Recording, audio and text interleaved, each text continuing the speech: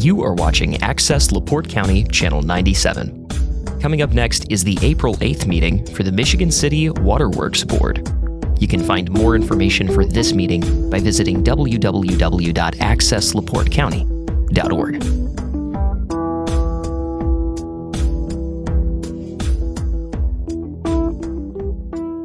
Yes. Alrighty. Call this meeting of the Water Board to order. Today is Tuesday, April 8th, 2025. First item on the agenda is approval of minutes from the meeting held March 25th. I'll make a motion to approve the minutes as presented on our March 25th, 2025 meeting. I'll second it.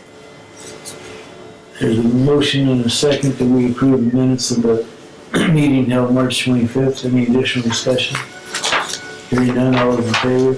Aye. Opposed? Motion carries. Purchase orders. You have before you a list of 8 purchase orders. The first one is to High Star Traffic. This is for traffic maintenance for the road closure at, it's actually between 10th and Detroit on Franklin. And this was confirming, we didn't have the price in hand prior to the last meeting, and we had already scheduled the shutdown, so I went ahead and made it a confirming purchase order for $4,850. The next item is to Herc Rentals. It's dump truck rental for the additional month. As you remember, in the last meeting, we did we authorized the rebuilding of the motor on our dump truck, and this needed to be at that meeting, so I went ahead and confirmed it. Confirming purchase order for $2,775, which is the same price they've been charging us for the other 2 months that we've had the truck already. The next item is to Ferguson. This is replacement hydrant brass hose hookups, some brass materials for hydrants for $799.25. The next item is to Siemens for pressure transmitters for filter control in the plant for $3,764. The next item is to Ixom Water Care.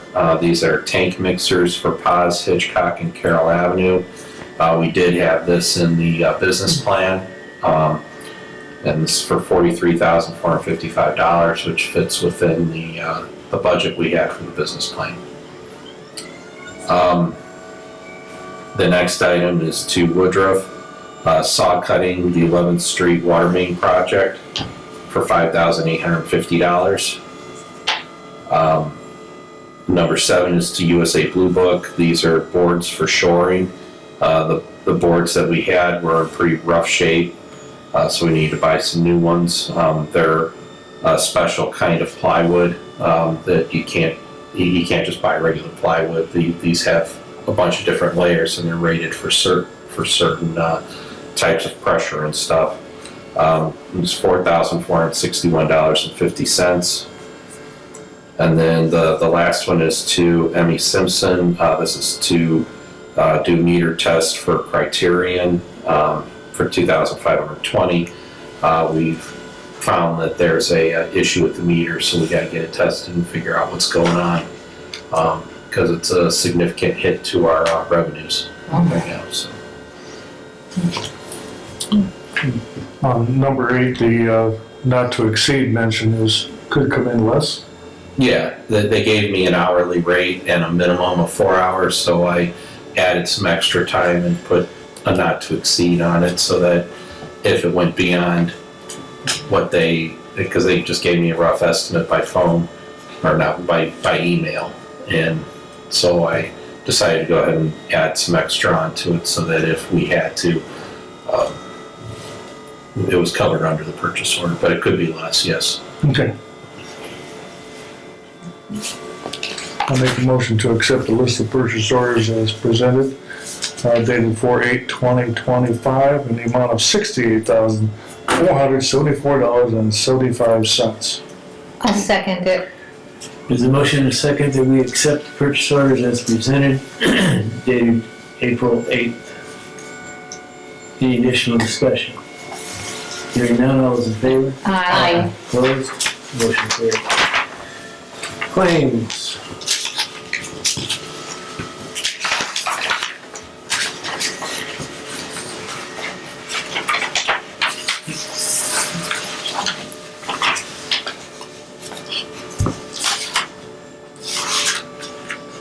I see, I'm allowed to ask a question, sorry. The excavating, Which one is it? D&M, was that for, B&M excavating. That, there's a couple of items on there. They provided us with some material, but then there was a significant charge. We were digging, at a customer's property, and the customer had a private, sewer force main that was not marked, and we hit that. And so we called D&M to get it fixed, made the customer aware that it's an apartment complex, and made them aware. And we have sent a bill to that apartment complex to recover that because it was non-marked utility. so he was fast, they were fast to help you? Yeah, Good. They don't use locators or something like that? anybody that owns an underground utility is supposed to be a member of the 811. A lot of businesses and things like that don't know the rule on that because they're not normally a utility. They don't know that they have to belong to that. But this is their utility that was in the right of way and unmarked. So we sent them the bill after we got it, but they want to go ahead and pay it because it's got our name on it, and we'll go after them for the money. Where was this complex? This is the one across from the high school. Okay, Okay. yep. Make a motion to approve the list of claims dated April 8th, 2025. I'll second it. There's a motion and second to approve the claims dated April 8th. Any additional discussion? Hearing none, all those in favor? Aye. Opposed? Motion carried. Bad debt bills.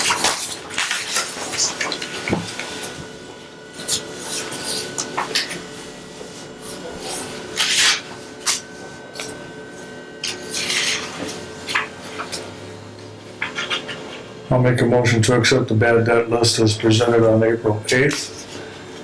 For a total of $950.29 for bookkeeping purposes only. I'll second that motion.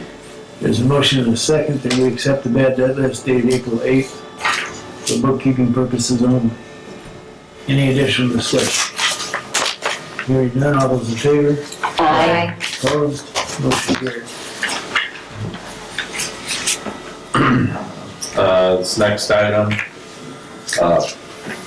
as you probably heard of in the news, Homeward Bound is developing a project called Carwick Village. It's just on the east side of Carwick Road across from the Potawatomi Country Club and just north of Maryhill Manor. Basically, it's 12 units intended for small households with income below 50% of the area median income. And basically, the idea is for folks to learn how to manage a budget. They're going to get help with that. My understanding is Homeward Bound is going to be actually providing the deposits for these services. So in this development, if you see it on the third page that's here, basically this is how the 12 units are set up. They're bringing the line off of from Carwick Road back into this subdivision to serve these units. That's all going to be private, and that's at their expense to run all that. Because the units are very small, they don't have utility rooms like you would have in a normal house. So what we're looking at is the meters would go in a meter pit outside. And then that meter pit will actually have a valve on it that can actually be locked off, so if somebody doesn't pay the bill, we can turn it off and lock it out. The cost of all that is $752, and then there is a community building there, and that the cost for the service the materials that we would normally provide is $538. And what we have existing in a couple other locations, we have some of the retail strip malls have situations like this where they have a private line, they have private taps off of that line. They pay for the materials, they put the tap in and run the line into the building, and that the reason why we provide the materials and they pay us for them is so that we know the materials are what we look for, especially when it comes to the shut-off valves and that sort of thing. And then we also have Tryon Farms, which is also set in this way. That's all private water main in Tryon Farms. And when a new house is built in there, we provide them materials. They tap the line, they tap the main, and then we put a meter in when the person's house is ready. So this structure is similar to those in that regard. There's several different ways that this could be dealt with. As a subdivision, if we were involved in laying out the water main, like we have been with some of these other subdivisions, we do that 3-year revenue refund out of the materials cost, and that's because of that state law that's out there. And rather than sit on the records for 10 years and monitor every single lot and only give refunds when the lot is built on. That creates a lot of extra paperwork on our end. So rather than do that, we just went ahead and give them the revenue refund up front. And that's on a normal subdivision. So in this particular case, since there's no revenue refunds to be looked at, one of the options I'd like the board to consider is that the department would supply the pit and meter materials for the 12 residential units and the inside setting materials for the community building at no charge in place of the 3-year revenue refund. They would still cover the 2-inch tap that they have to do out at Carwick. The cost of the department on that would be $9,562, and the cost to Homeward Bound is $3,150. Another option is that the department could supply all the materials as well as the 2-inch tap fee at no charge for a total cost to the department of $12,712 with no cost to Homeward Bound. We could have Homeward Bound pay for the materials for the individual services, but the 2-inch tap fee covered by the department, that would be $3,150 to the department, and $9,562 to Homeward Bound. Or Homeward Bound pays for all materials and 2-inch tap fee, which when it's a for-profit commercial operation, that would be probably along the lines of what would happen. But in the case of this being a nonprofit, being an opportunity to benefit the community, getting some folks into the home leasing, and getting them out of the streets and into someplace that they can learn to budget and handle the water and sewer bill that they're going to have and all that stuff. My recommendation would be to do number 1, which was supplying the materials to the 12 residential units and community building, and then the 2-inch tap fee would be covered by Homeward Bound. Now, in the back of your packet, I got this information Monday, so I didn't send it to you yet. But according to this city council resolution, the city council did actually waiver permit fees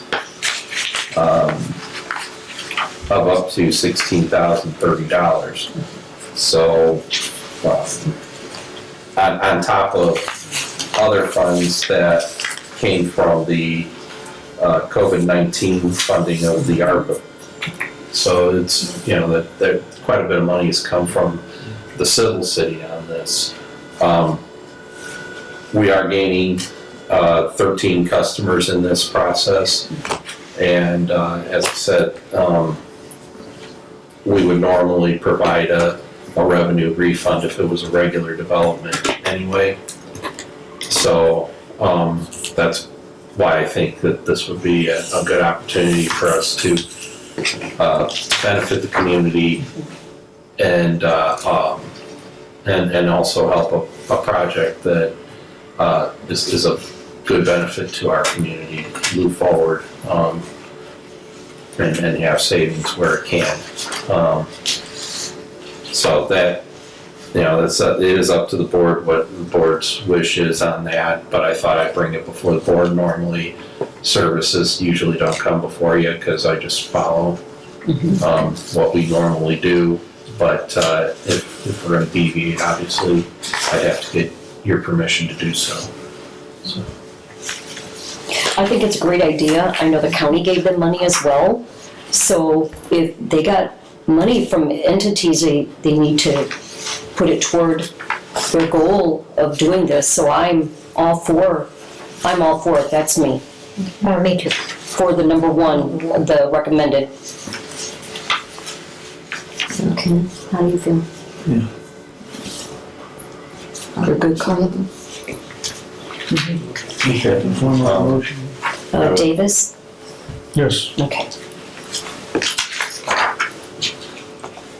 So I would need a motion for the job and for the option. Okay, I make a motion for services, to approve services on a private line for Homeward Bound Carwick Village. And those option ones, correct? Option one, thank you. I'll second that. There's a motion and a second that we move forward with option one for services to Homeward Bound Carwick Village community. Any additional discussion? Yes, is the 12 units the only, they're not gonna build more, correct? No, Is it just the that 12? uses up all the land that they can use on Okay. that property. Okay, thank you. I'm sure they'll come to us if they get another project in the future, but this took a long time to Yes, develop. yes. So it's not like they're gonna be here Yep. tomorrow asking for more, I don't think. That's wonderful. All right, on the question, That's it. all those in favor signify by saying aye. Aye. Opposed? Motion carried. Thank you. Old business. Under old business, I did put a note on here, just a reminder that our next meeting is scheduled for April 29th at 7 p.m. Because we will be at the Indiana several of us will be at the Indiana Section 8 WWA conference on the 22nd, which would be our normal meeting date. So we set that up at the beginning. I just thought I'd put that out there for the public reminder. The next item, just wanted to provide you guys an update. If you remember, we were paying Bose to act as a lobbyist on our behalf concerning PFAS litigation. And got some good news on this. Senate Bill 426 was signed into law on April 3rd, will be effective July 1st. Now, they didn't specify PFAS in that. What the law says is that if a water utility is meeting the EPA and IDEM's requirements with regard to water quality, we can't be sued for somebody, for a future thing. So So if we're meeting if we're meeting the rules and regulations as we know them today, and 10 years down the line, something comes along that people determine was bad and it was was here, we wouldn't be able to be sued for that because we were meeting the rules and regulations. So, and this is concerned because of, I don't know, you probably, if you watch any late night TV, you've probably seen commercials for with law firms chasing after PFAS litigation already. So we're very fortunate.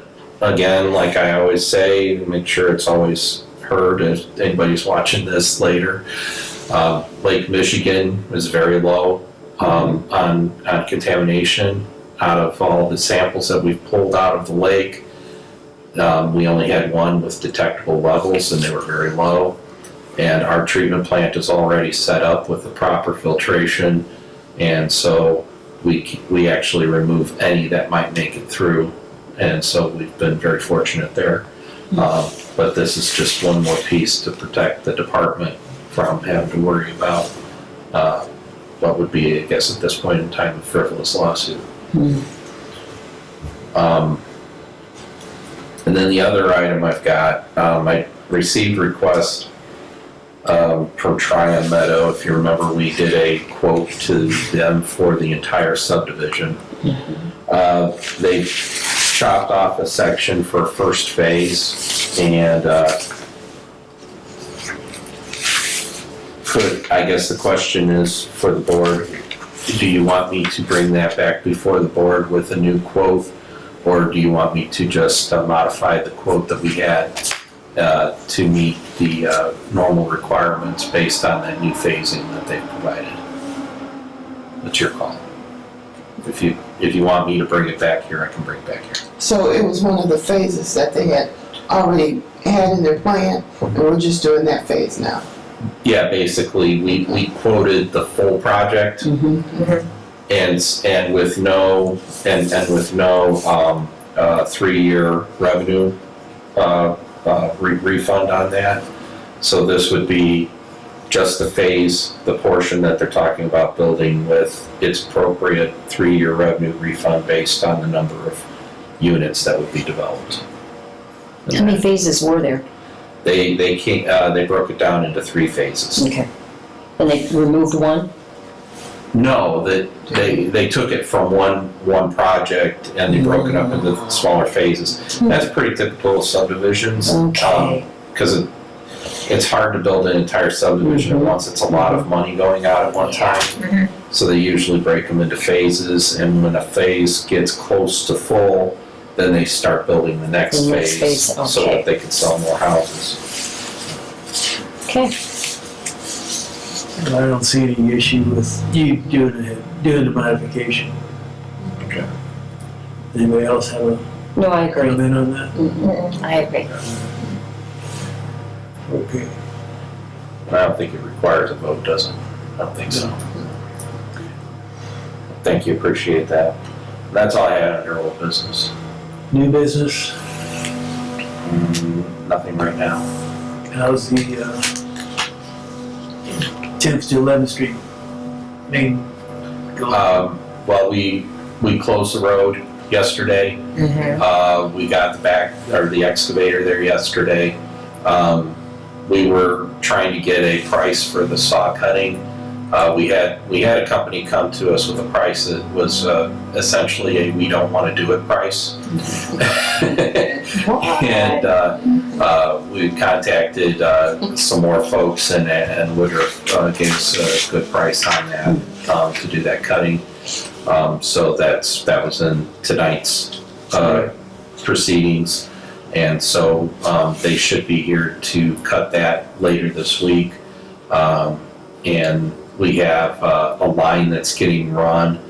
There's 2 houses that are on the old 6-inch main that's coming out, and we're moving them to another main so we can shut that main down and rip it out without turning them off for a long period of time, because we're going to lay the new main in the exact same place that the old main was. so we don't have to fight with other utility stuff. So, so that'll be done later this week too. They'll be finished. The switch over of that customer to this new line. Okay. And then once that's done, pretty much Monday, we're gonna start ripping the street up. Okay. So when do you think it'll be reopened? I asked the Board of Works to give me until May 15th, I believe it was. That gives us some leeway. We're hoping to get it done a lot faster than that, but this also allows us time to get the pavement restored so that traffic can travel on it. Once we lay the main out, we put the main in there. We have to do pressure testing and bacteriological testing to make sure it's safe before we can really start before we can even backfill with pavement. We don't want to pave over it. If there's a failure of the pressure test, then we just wasted that pavement. So it's all a matter of just timing out. But hopefully we can be done sooner. But I'm gonna stick with that date for now instead of telling anybody anything earlier, because I'll be held to that. I know it.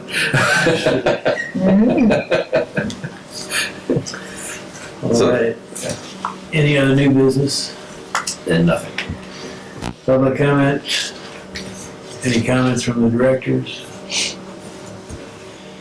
Somebody like to make a motion to adjourn?